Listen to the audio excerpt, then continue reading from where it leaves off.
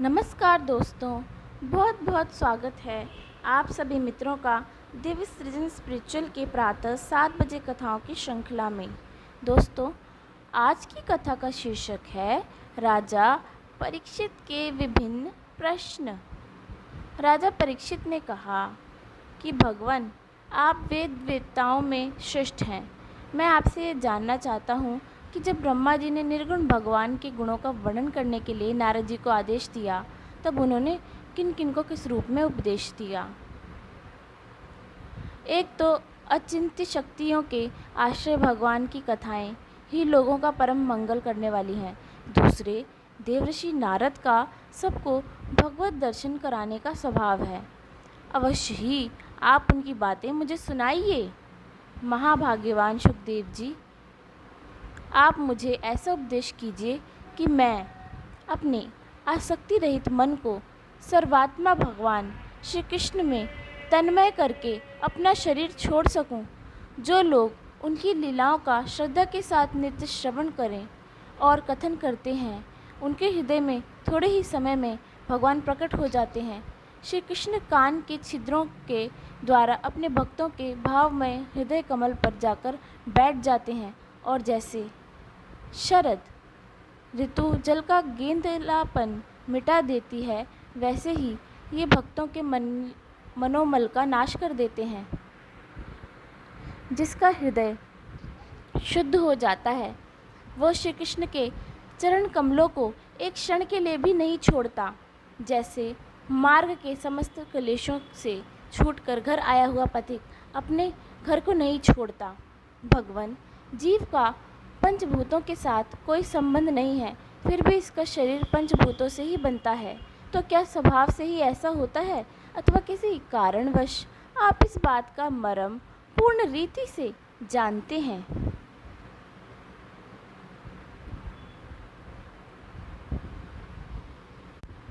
आपने बतलाया कि भगवान की नाभि से वह कमल प्रकट हुआ जिसमें लोकों की रचना हुई।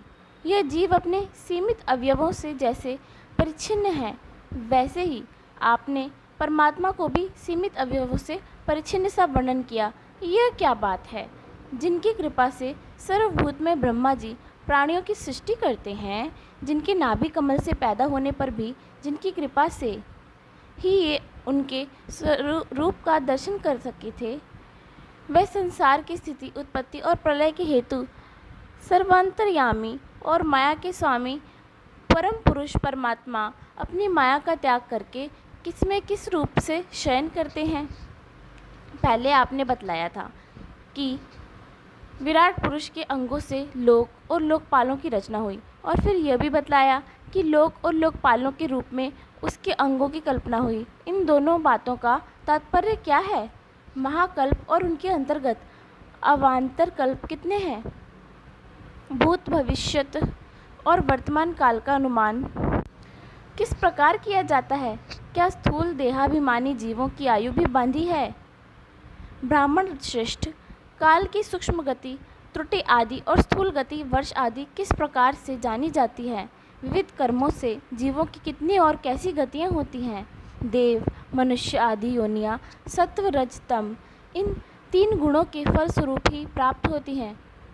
उनको चाहने वाले जीवों में से कौन कौन किस किस योनियों को प्राप्त करने के लिए किस किस प्रकार से कौन कौन कर्म स्वीकार करते हैं? पृथ्वी, पाताल, दिशा, आकाश, ग्रह, नक्षत्र, पर्वत, नदी, समुद्र, द्वीप और उनमें रहने वाले जीवों की उत्पत्ति कैसी होती है? ब्रह्मांड का परिमाण भीतर और बाहर दोनों प्रकार से बतलाइए। साथ ही महापुरुषों के चरित्र, वर्ण, आश्रम के भेद और उनके धर्म का निरूपण कीजिए।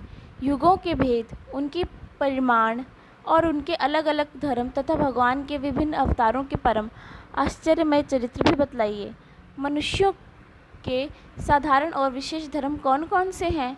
विभिन्न व्यवसाय वाले लोगों के, यानी अलग अलग जो काम करते हैं, अलग अलग धर्म धारण करने वाले लोगों के, राज ऋषियों के और विपत्ति में पड़े हुए लोगों के धर्म का भी उपदेश कीजिए। तत्वों की संख्या कितनी है? उनके स्वरूप और लक्षण क्या हैं? भगवान की आराधना की और आध्यात्मिक योग की विधि क्या है? योगेश्वरों को क्या क्या ऐश्वर्य प्राप्त होता है तथा अंत में उन्हें कौन सी गति मिलती है? जो योग करते हैं उन्हें क्या क्या ऐश्वर्य प्राप्त होते हैं और लास्ट में उनको जब अंत हो जाता है तो उनकी गति कैसी होती है? योगियों का लिंग शरीर किस प्रकार भंग होता है? वेद, उपवेद, धर्मशास्त्र, इतिहास और पुराणों का स्वरूप एवं तात्पर्य क्या है? समस्त प्राणियों की उत्पत्ति, स्थिति और प्रलय कैसे होता है? बावली, कुआं खुदवाना आदि स्मार्ट यज्ञ यज्ञादि वैदिक एवं काम्य कर्मों की तथा धर्म अर्थ धर्म काम के साधनों की विधि क्या है? प्रलय के समय जो जीव प्रकृति में लीन रहते हैं उनकी उत्पत्ति कैसे होती है? पाखंड की उत्पत्ति कैसे होती है? आत्मा के बंध मोक्ष का स्वरूप क्या है और वह अपने स्वरूप में किस प्रकार स्थित होता है? भगवान तो परम स्वतंत्र हैं, वे अपनी माया से किस प्रकार क्रीड़ा करते हैं और उसे छोड़कर साक्षी के समान उदासीन कैसे हो जाते हैं? भगवान, मैं यह सब आपसे पूछ रहा हूँ, मैं आपकी शरण में हूँ। महामुने, आप कृपा करके क्रमशः इनका तात्विक निरूपण कीजिए। इस विषय में आप स्वयंभू ब्रह्मा के समान परम प्रमाण हैं। दूसरे लोग तो अपनी पूर्व परंपरा से सुनी सुनाई बातों का ही अनुष्ठान करते हैं। ब्राह्मण, आप मेरी भूख प्यास की चिंता ना करें। मेरे प्राण कुपित ब्राह्मण के शाप के अतिरिक्त और किसी कारण से निकल नहीं सकते, क्योंकि मैं आपके मुखारविंद से निकलने वाली भगवान की अमृतमयी लीला कथा का पान कर रहा हूँ। तो सूत जी कहने लगे, शौनक आदि ऋषियों, जब राजा परीक्षित ने संतों की सभा में भगवान की लीला कथा सुनाने के लिए इस प्रकार प्रार्थना की, तब श्री सुखदेव जी को बड़ी प्रसन्नता हुई। उन्होंने उन्हें वही वेद तुल्य श्रीमद् भागवत महापुराण सुनाया, जो ब्रह्म कल्प के आरंभ में स्वयं भगवान ने ब्रह्मा जी को सुनाया था। पांडु वंश शिरोमणि परीक्षित ने उनसे जो जो प्रश्न किए थे वे उन सबको उत्तर क्रमशः देने लगे। दोस्तों, यह तो थी आज की जो प्रश्न खंड है, राजा परीक्षित द्वारा पूछे गए प्रश्न खंडों की छड़ी। इसके आगे हम जानेंगे कि किस प्रकार से जो सुखदेव मुनि हैं अब वो राजा परीक्षित को उत्तर देते हैं। तब तक के लिए मैं अपनी वाणी को यहीं विराम देती हूँ। फिर मिलेंगे आप सभी से दिव्य सृजन स्पिरिचुअल के प्रातः 7 बजे कथाओं की श्रृंखला में। धन्यवाद।